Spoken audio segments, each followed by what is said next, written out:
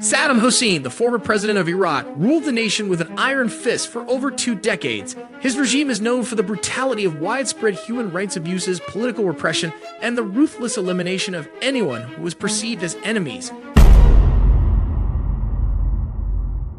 Under Saddam, Majid became a general.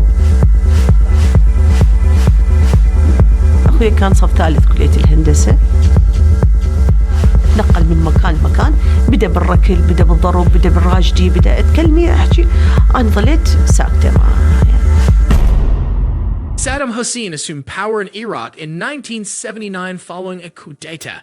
He was known for his authoritarian rule, consolidating power within the Ba'ath Party and suppressing any dissent or opposition.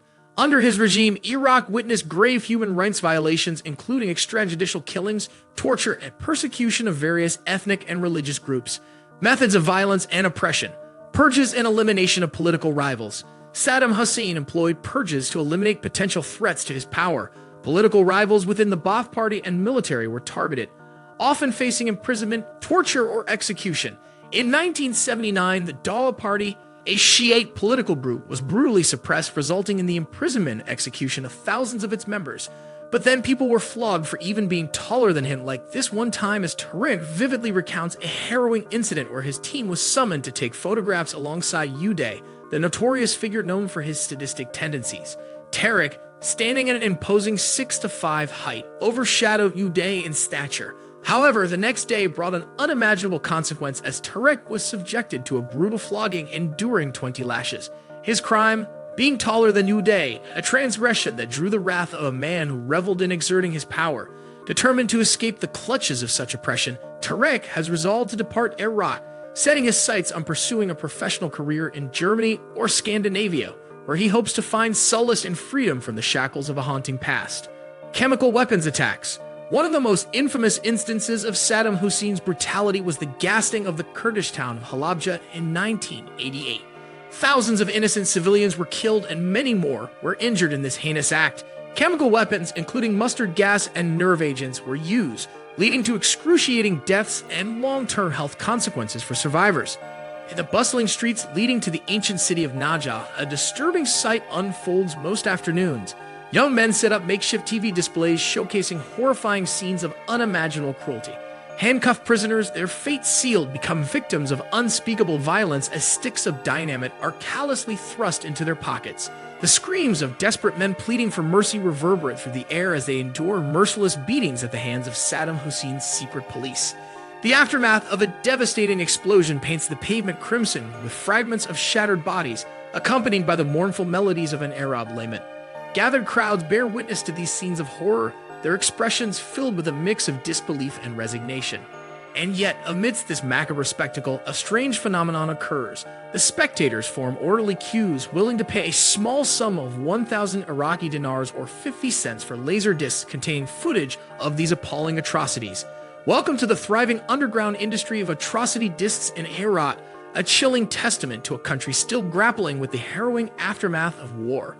These grim artifacts are meticulously produced in modest home-based factories equipped with the most basic computer technology, ensuring the dissemination of these gruesome recordings. Suppression of uprisings. During the Gulf War in 1991, following Iraq's invasion of Kuwait, uprisings erupted across Iraq. In response, Saddam Hussein unleashed a brutal crackdown on rebellious groups, particularly targeting the Shiite population in southern Iraq. The regime employed scorched earth tactics, bombing civilian areas and engaging in widespread executions to quell the uprisings. During an anti-inflation campaign in 1992, Saddam Hussein's regime unleashed a wave of terror that resulted in the arrest, trial, and execution of 42 food merchants in a single day. Among the victims was Tabra's father, a prominent figure in a respected trading family. The regime targeted successful merchants and influential individuals in various sectors, aiming to suppress their influence and disrupt their operations.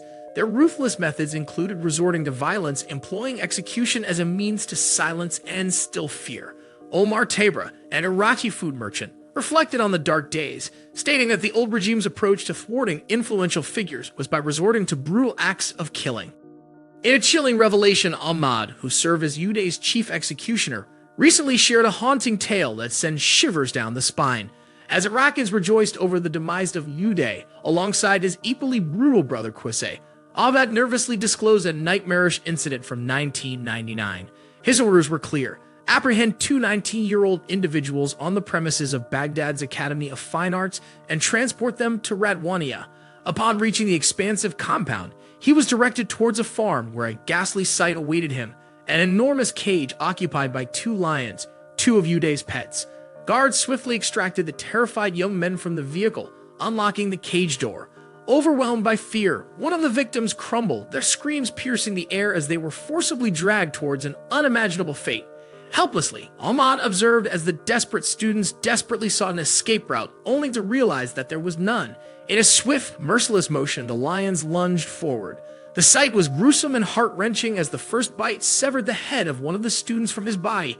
Ahmad stood there, forced to witness the gruesome spectacle unfold before his eyes. The two young men were devoured by the savage beasts, leaving behind nothing but bones and fragments of unwanted flesh. Torture and prison system.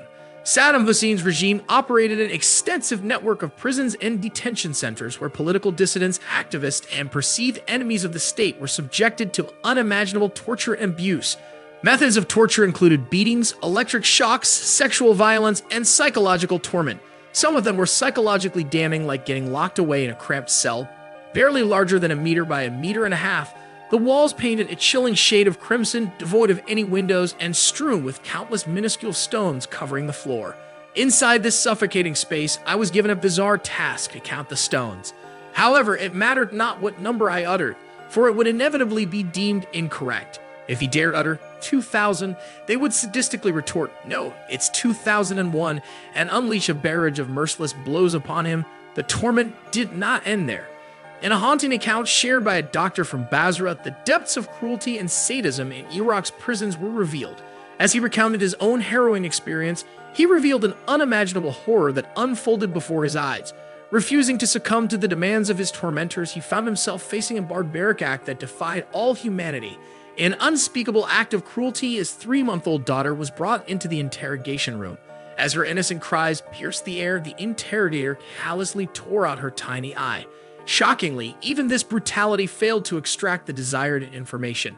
Consumed by a monstrous rage, the interrogator callously hurled the defenseless infant against the unforgiving concrete wall, shattering her fragile skull. Such unspeakable acts of violence serve as a stark reminder of the depths of depravity that existed within the prison walls, leaving indelible scars on the hearts and minds of those who witnessed and endured these heinous acts. And that brings us to the end of our episode. Thanks for watching. If you would like to see more of our content, make sure to subscribe and hit that bell to get notified whenever we upload one. Have a good day.